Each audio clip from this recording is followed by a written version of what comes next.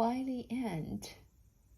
I started discussing the book Have a Little Faith, written by Mitch Albom, not from the beginning, but the end, with a group of audience who expect my recorded messages, similar to that of podcast. I switch back and forth in between Mandarin Chinese and English like in a formal meeting, playing the role as an interpreter. Only I do not hold a transcript, but the book itself, and I'm not interpreting any speaker's words, but from a book. Under such anticipation from the audience, I'm really much honored, for it is not in our daily lives that we can encounter talented people who appreciate our skills and who like to listen carefully about what we would have to offer. I pray that all of us have that grace within which can mend the differences in between each other and learn to value what the others have to offer. Why did you want to begin from the end instead of the other way around when you interpret Have a Little Faith? I was asked. My answer went like this. I would like all of us to examine how a person can grow, although the society and school system tell us that we're already grown-ups. Take the author, for example. He grew after he finished his previous book, Tuesdays with Morrie, based on a true story. Most of the time, people feel they are stuck in between their work, emotions, relationships, lifestyle, etc. The author's books are kind reminders that when we retrospect and look forward with something, some mentor, some books in our lives, we have that tremendous amount of ability to keep growing. Moreover, in the epilogue of Have a Little Faith, audience can observe the languages and tones the author used when he wrote it, contrasting to the beginning of the same book. From his different attitudes, we see the transformations of a mature person. Other people's daily lives. The answer above led to another part of my own reflection, and in between there were some comments resulting from daily lives of theirs out of the people I have just met, as well as a few students who I have met long time ago. How did you make it happen? Because of you, our place is harmonious. Or, I would like to change a little bit since you have reminded me so. Or, after knowing more about this particular field I would like to get in, I feel frustrated and I wonder whether I should get involved. Or, I want to find out why I get upset so easily.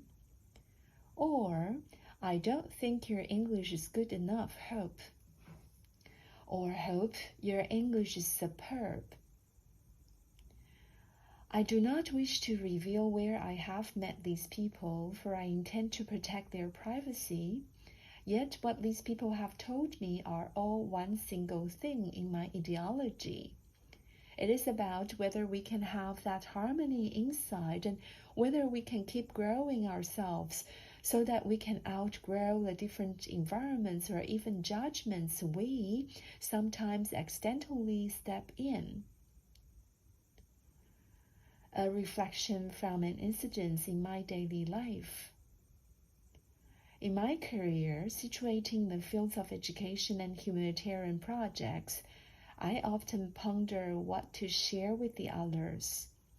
A question I often raise in my mind would be, is what I have offered good enough? Then I remember one incident taking place in my life only a while ago, which clearly shows how a person can grow both mindset-wise and professionally speaking.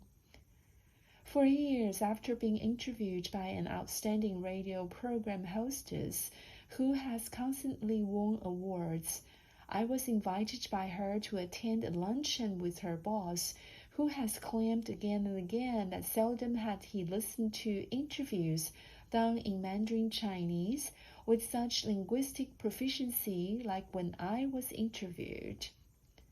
From their angle, many guests of theirs speak with a lot of or pauses, which would result the hosts or hostesses of such radio programs or radio shows to edit for a long time after the interviews.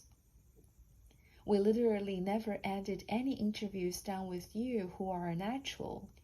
You just speak so smoothly, logically, and charmingly in front of a microphone, I was told, as I sat there in the restaurant of that radio station, with a table full of food such as steamed or stewed side dishes and dumplings made by the land restaurant owner contracted with the national radio station.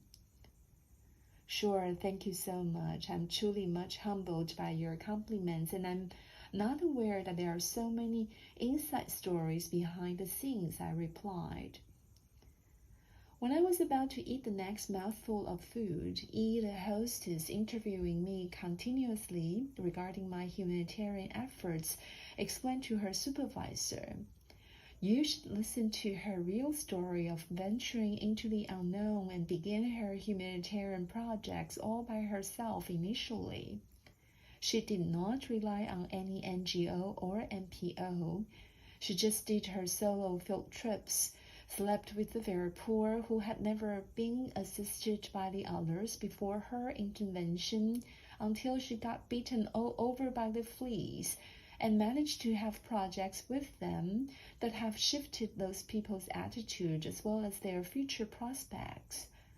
I can hardly imagine such a pretty girl like her would venture into the unknown like that." This would not be the first time I heard talk about the whole thing this way. She's really shocked by the way I deal with those living under poverty level. Her supervisor Wu continued by stating sincerely that, "Yeah, I'm aware of your story. It seems that compared with you, all of us have really lived in vain by doing nothing important. How did you start all these?" I explained that it was no big deal and I was only giving back to the society and the world of the privilege I had enjoyed. Meanwhile, I chatted with them about the mechanism in their radio station. It was such a wonderful luncheon, and afterwards, by early afternoon, I left the radio station with their best wishes. The sun shined briskly on the trees, showering every corner of the streets.